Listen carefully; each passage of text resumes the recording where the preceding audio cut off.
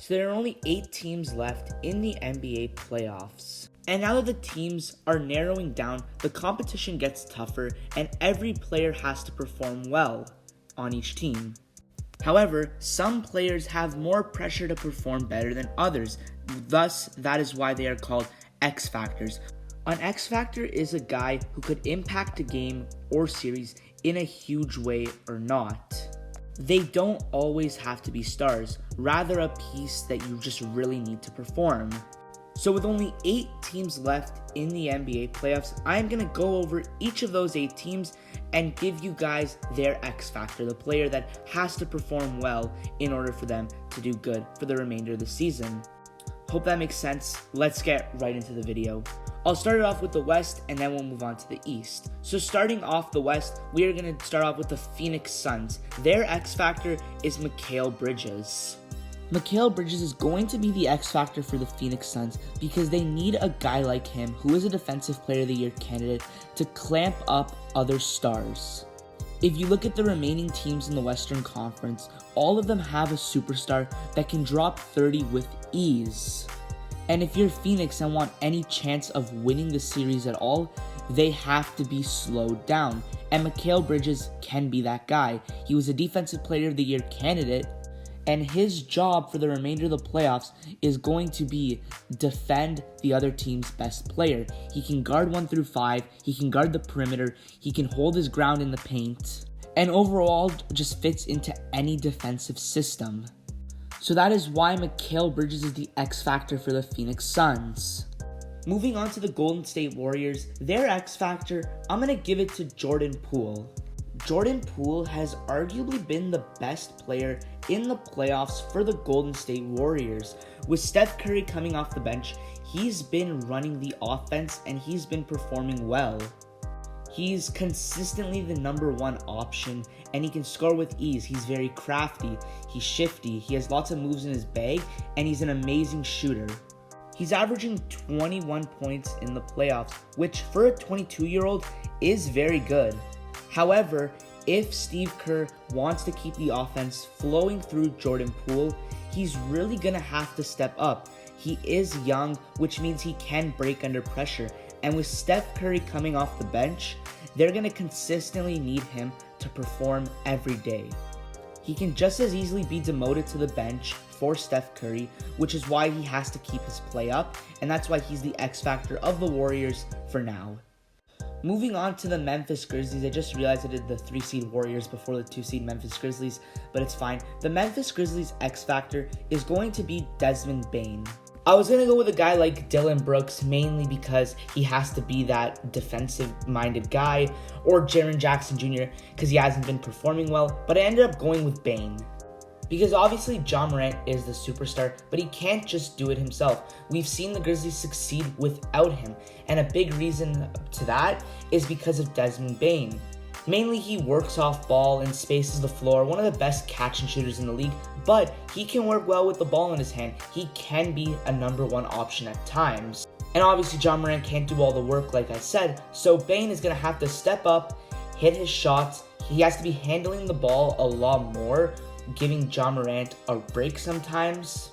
And overall, I think his role needs to increase against the Golden State Warriors this series. And I think he's the X Factor because if he shoots very inefficient and overall just does not play well, then it's really possible the Grizzlies can lose this series. But if he stays efficient and takes good high percentage shots, then they can win the series. And the final team in the Western Conference is the Dallas Mavericks. I was going to go with Spencer Dinwiddie or Jalen Brunson because they need a guy who can create their own shot and make Luka work off ball, giving him a break. But I ended up going with someone else. I went with Dwight Powell. And the reason I went with Dwight Powell is because the Dallas Mavericks, after trading Kristaps Porzingis, do not have an elite big man that can grab rebounds. And they need someone like that if they want to stop an amazing big man like DeAndre Ayton from continuously crashing the glass. And I think Dwight Powell can be that guy. I expect him to be very aggressive down low. He's not really going to do much in terms of scoring, but I need him to box out, grab defensive rebounds, throw outlet passes, grab offensive rebounds, do all the stuff that a great center that grabs rebounds does. And I think if he performs like that, does a great job of grabbing rebounds, averages near double-digit rebounds in the series, then the Mavericks will be just fine. And they might have a chance to upset the Suns. We saw New Orleans pretty much had the rebounding edge in every single game, which is why it was a closer series than anticipated. And the Mavericks, if Dwight Powell grabs these rebounds, they can beat the Suns, which is why he is their X factor. So here's a look at the Western Conference X factors, and now we are going to move on to the Eastern Conference X factors. Starting off with the Miami Heat, I guess it could be a lot of different players, but I went with their star, Jimmy Butler. The reason is because we've seen Jimmy Butler play so bad in the playoffs. Last year's playoffs were absolutely atrocious against the Bucks, but we've seen him play amazing. This first round against the Heat, he has balled out. He averaged 38 and 5 with 3 steals a game. Going up against the Sixers, it's not going to be an easy task for the Heat. And they can expect to win if Jimmy Butler does not play amazing. Like I said, we've seen him be very inefficient and we've seen him ball out in the playoffs. So it all depends on what he can do. After that, the rest of the team follows lead. He's essentially the only star on the list because his team relies on him to play well so much. Don't get me wrong, they have other players, but I need Jimmy to play like this again in the second round against the Sixers.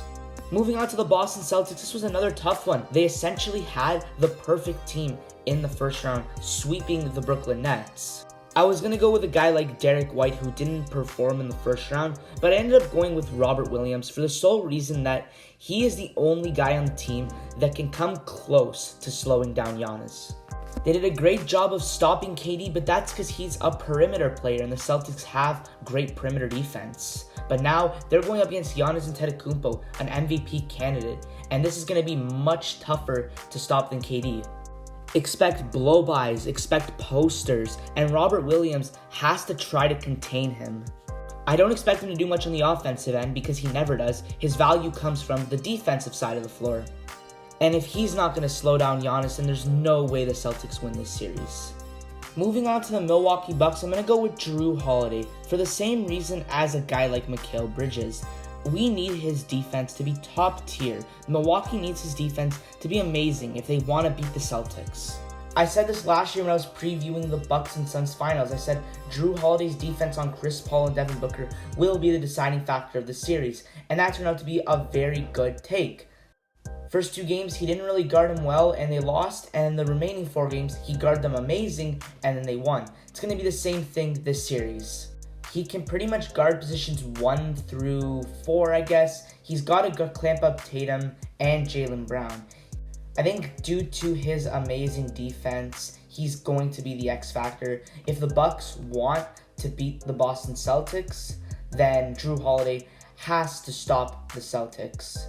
And then moving on to the final team, the Philadelphia 76ers, I'm going to give it to Tobias Harris. Joel Embiid is injured, and I'm not sure his timeline, but I know he will be missing a few games at the least. And ever since the James Harden trade, Tobias Harris has struggled to find his role on the team. He can't be the guy to hold the ball, take a lot of shots like he's used to. Instead, he's there to just space the ball and doesn't really get the ball much at times due to James Harden, Joel Embiid, and even a guy like Tyrese Maxey. Well, now with Embiid out for a few games at the least, I don't expect that from Tobias Harris. I expect him to have the ball in his hands. I expect him to be a number 2 or number 3 option for the team. He's got to consistently score 20 if the Sixers have a chance to beat the Miami Heat. Just until Joel Embiid comes back, but until then, Tobias has to play well. So taking one more look at the X factors, we have Mikal Bridges, Desmond Bane, Jordan Poole, Dwight Powell, Jimmy Butler, Robert Williams, Jrue Holiday, and Tobias Harris. That's gonna wrap up this video, guys. I really hope you enjoyed. Be sure to subscribe and comment down below if there's anything you would change, a different player you think is the X factor, and I'll see you in the next one.